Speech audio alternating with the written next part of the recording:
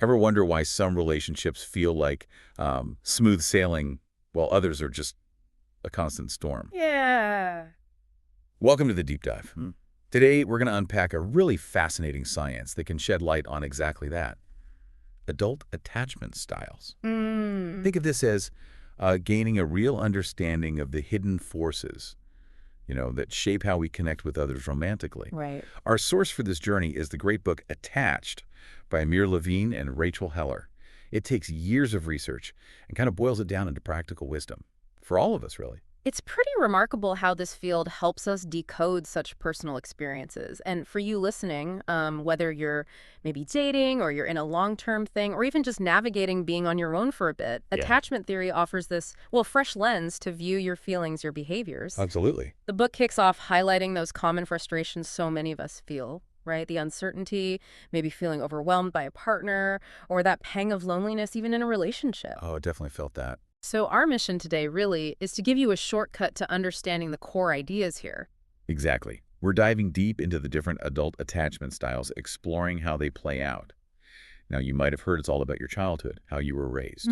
That's the common idea. And while that's definitely part of it, what's really interesting, and the book points this out, is that our experiences throughout life, they keep shaping how we relate. That's a key update in the research, yeah. I'll actually touch on how life events can shift things a bit later, drawing from Chapter 7. But first, let's get familiar with the three main players: secure, anxious, and avoidant. Okay. And the researchers found these really compelling parallels in how, well, infants behave in that famous strange situation study. It's fascinating how those early observations sort of map onto adult behavior, isn't it? Totally. Think about it.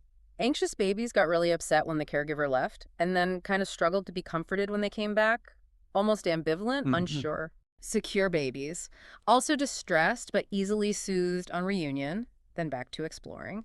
Comfortable. Okay. And then the avoidant ones, they looked indifferent, Caregiver leaves, comes back, But internally, their stress levels told a completely different story. High stress. Wow. So that seeming indifference wasn't real calm. Not physiologically, no. It's a really powerful analogy for understanding these adult patterns. Okay, so let's really dig into these styles then. Starting with secure attachment, what's it generally feel like being with someone secure? Well, when you're with someone securely attached, there's often this sense of reliability, consistency. Okay. The book uses examples from questionnaires, stuff like your partner calls when they say they will. Just simple things, but important. Exactly. They make plans, they stick to them, they're dependable. And crucially, they're comfortable with closeness, with depending on you and letting you depend on them. That mutual dependency. Yeah, they see your well-being as kind of linked with their own. It's natural for them. That sounds, well, ideal, doesn't it? What does that look like day to day? Often it means good communication. Open, honest. They're usually willing to find middle ground in disagreements. They don't really fear commitment in the same way others might. And what's interesting is that closeness, well, it makes them want more closeness. It doesn't trigger a need to pull back. Ah, so intimacy breeds more intimacy for them. Precisely. The book shows Tamara's story, meeting Tom, who seems very secure, and the takeaway is this relative ease, a lack of constant drama. A relief, honestly. Okay, now let's shift gears. Anxious attachment.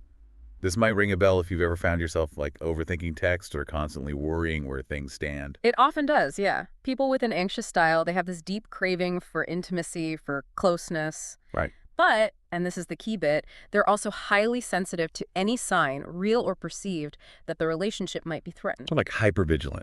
Kind of. Those questionnaire examples might show a tendency to be really preoccupied with the relationship, maybe worrying tiny things will ruin it. Yeah. Or perhaps reacting quite strongly, acting out instead of directly addressing issues. It's important to remember, if this sounds like you, it's not about being needy. It often comes from a deep fear of losing that connection. Understanding the root fear is crucial then. Absolutely. They might misinterpret totally neutral actions, maybe unconscious ones, as rejection. And the book talks about something called protest behavior that can come out of this anxiety. Protest behavior, like what? It could be things like acting upset or hostile to get attention, threatening to leave, trying to make the partner jealous. basically attempting to reestablish contact and get reassurance, even if indirectly. Okay. And underneath all that, often real sadness, fear, jealousy, this worry about being abandoned. The book gives that example with Ryan and Shauna, right? Okay. Can you walk us through that? Seems like a good illustration. Sure. So Ryan, who leans anxious, got really worried when Shauna didn't answer his calls immediately. He started, counting the rings Oh, boy. and decided she must be deliberately ignoring him. His anxiety just spiked. Okay. But Shauna, who's more secure, was simply in a meeting with her boss, couldn't answer. Her straightforward apology and explanation later. That was enough to calm Ryan down. Okay. So her secure response de-escalated his anxious one. Exactly. It really highlights what the book calls the danger zone. That feeling anxious, insecure, obsessive state versus the comfort zone of security where trust and reassurance flow more easily. Makes sense. Yeah. Okay, third style, avoidant attachment. What's the deal here? Avoidant individuals typically place a really high value on their independence. They often see relying on others, dependency, as a negative thing. Independence above all. Often, yeah.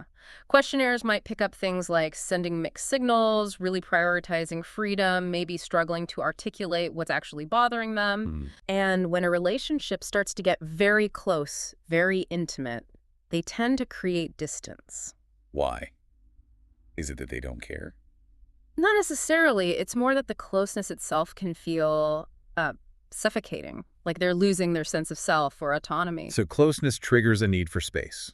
Precisely. The book talks about deactivating strategies they might use to maintain that distance. Deactivating strategies. Like what? Could be focusing on small flaws in their partner, finding reasons things won't work. You get picking. Kind of. Or idealizing a past relationship, that Phantom X phenomenon. The one that got away is suddenly perfect. Exactly. Or avoiding saying, I love you, pulling away physically or emotionally right after a period of closeness. Okay. Underlying this can be feelings of being trapped, maybe unappreciated for their independence, misunderstood, even resentful of relationship demands. That Phantom X thing sounds particularly tricky. How does that work? It's fascinating. Once the avoidant person feels distance is reestablished, maybe the relationship is ending or just less intense, those uncomfortable feelings tied to intimacy lessen. Right? And suddenly, that past partner seems great again. The threat of closeness is gone, so the need to push away disappears. So they can only appreciate someone once they're unavailable. It can look like that. It creates this cycle where they might idealize someone from the past, making it hard for any new, potentially healthy relationship to measure up. It hinders forming new, close bonds. Wow. The book gives examples like Mike focusing on his partner's supposed flaws, Kaya romanticizing being single even when lonely, Stavros with impossible standards, Tom feeling trapped in his marriage, always needing solitary time. Lots of different ways it shows up. So it seems like these styles, with their really different needs, well, they must create some complex dynamics when they get together. Oh, absolutely. And one of the most common and often most challenging pairings is between someone anxious and someone avoidant. Really? They're attracted to each other. There can be a strong initial pull, yeah. But they're fundamentally different needs. One seeking closeness, the other needing distance, often lead to, significant friction, unhappiness. The book calls it the anxious-avoidant trap. The anxious-avoidant trap. Okay, can you give us some everyday examples of how this might play out? Sure. The book has some relatable ones. Think about the dirty laundry example. Janet, leaning avoidant, insists on going to her sister's every weekend to do laundry. Okay. Which maybe unintentionally creates distance for Mark, who's anxious. His actual desire for a washing machine at home. It's really about wanting more quality time with her. Yeah. But it comes out as a fight about laundry. The underlying need is hidden. Exactly. Or the Vermont B&B story. Paul, avoidant, wants separate beds on a romantic trip. For a better view, he says. Susan, anxious, desperately wants to share the bed. For her, it's a symbol of closeness. Again, a seemingly small thing masking deeper attachment needs. So it's rarely actually about the laundry or the beds, is it? Not at its core, no. The central dynamic is that clash. Anxious partner wants more intimacy, more reassurance. Avoidant partner needs more space, more independence. And that sets up a cycle. A classic cycle of pursuit and withdrawal. Anxious partner seeks closeness. Avoidant partner pulls away. It can be incredibly frustrating for both. I can imagine. And what makes it so hard to resolve is that often Dealing with conflict requires more intimacy, more talking things through. Which is exactly what the avoidant partner finds uncomfortable. Precisely. So even attempts to fix things can inadvertently trigger the avoidant person's need for distance, restarting the cycle. Wow, that sounds like a really tough loop to break. Mhm.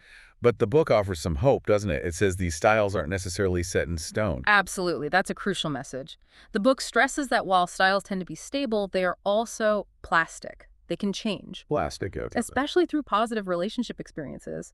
They talk about the dependency paradox. Dependency paradox, what's that? It's this really interesting idea that being able to effectively depend on the right person actually makes you more independent and happier overall.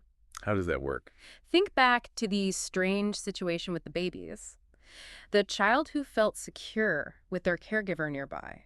That's the one who felt confident enough to go explore the room. Ah, okay. So feeling securely attached gives you the confidence to be independent. Exactly. That secure base allows you to explore the world.